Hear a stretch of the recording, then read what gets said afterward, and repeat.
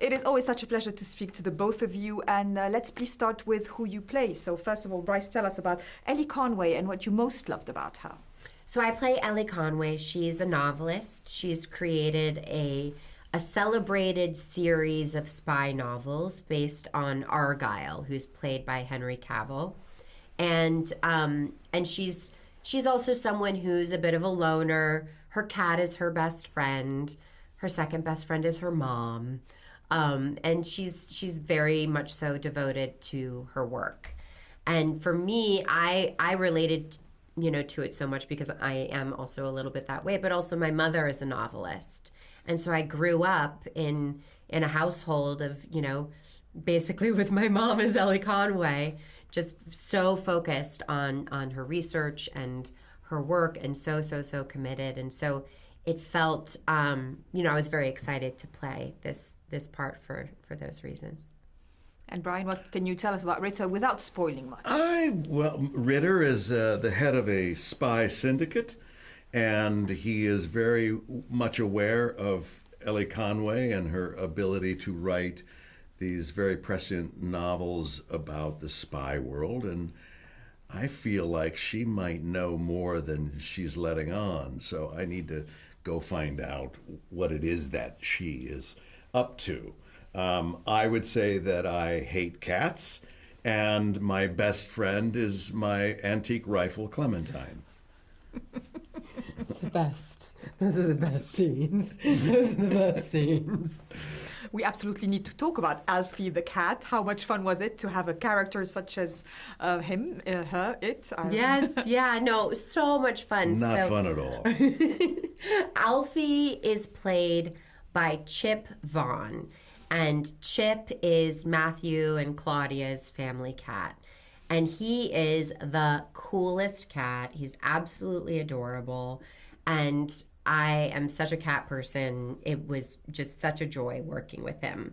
I also don't want to be a killjoy, but I will admit to the fact that we also had a stuffy that we would use because, of course, we would never want Chip in a situation where he would feel anything but completely safe and comfortable. And so it was really sweet because Matthew, because he's his cat, he was really protective of him and just showing up, every day covered in fur and just holding him and it was just, it brought a lot of joy to the set, for sure. Not really. The cat had more attention than I did. As he should. Big trailer and a cocktail every morning. Yeah. Let's talk about the whole story. Do you get the full script, and do you feel like that you're ahead of the audience when it comes to, an ensemble like this one?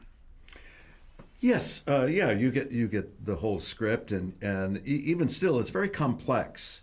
Jason Fuchs wrote it with Matthew Vaughn, and so because it's so dense in its descriptions that you can't quite always get a clear picture of what's going to happen. So having Jason Fuchs, the writer, and Matthew always there to be able to clarify certain things, it made it more realistic to you. And you are ahead of the audience, but then you wash that away and focus on any individual scene and try not to go beyond what you're focused on at that moment. Yeah. I would really struggle doing a movie where they wouldn't show me the entire story. I'd be like, why? Do you not trust me? You don't want me to understand the story that I'm telling?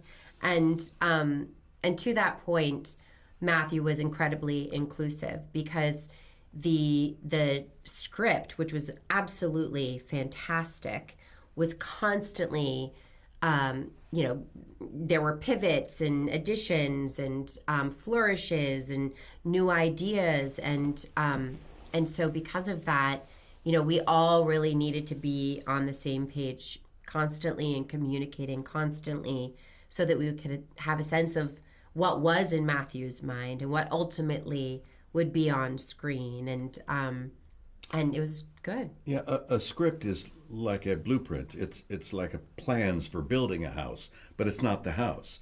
And when you start working on the plans, you go, oh, but wouldn't it be fun if we did this instead and built this up a little higher? And so you're constantly making adjustments in the real construction of either a house or a movie. Mm-hmm. I want to talk about the collaboration with obviously Sam Rockwell, Samuel L. Jackson, Catherine O'Hara. The best.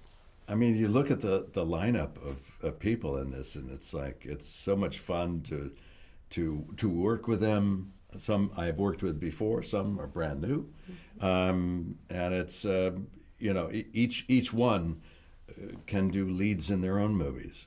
Yeah, I mean that's really something that's quite distinctive about Matthew. Talent wants to work with him, and he always assembles a stacked ensemble of superstars. So, it was absolutely incredible to get to also just sort of I was cast before some other folks were cast, and so he was like, "Who would you like to be your mother?" And I was like, "Catherine O'Hara." And the next day he called and he's like, "She's in."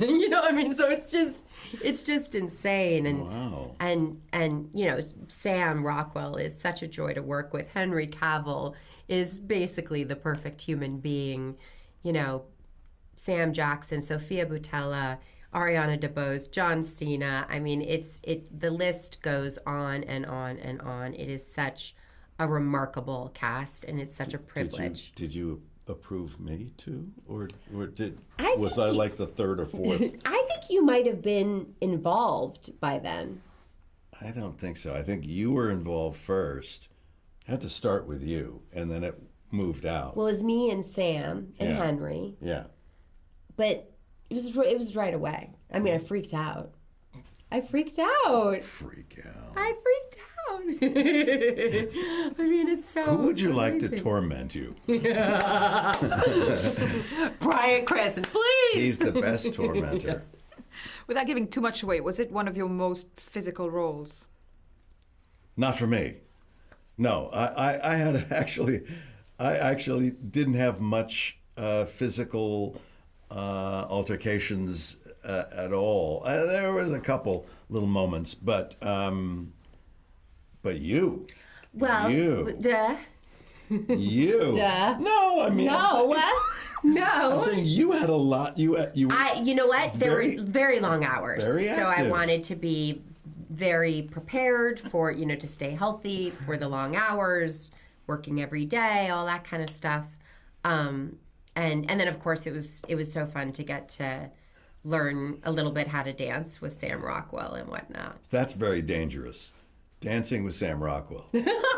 I've done it many times, and I have the bruises to show for it. He's the best. Let's talk about the creative mind of Matthew Vaughn and how amazing is it on set, because he's bubbling with ideas all the time.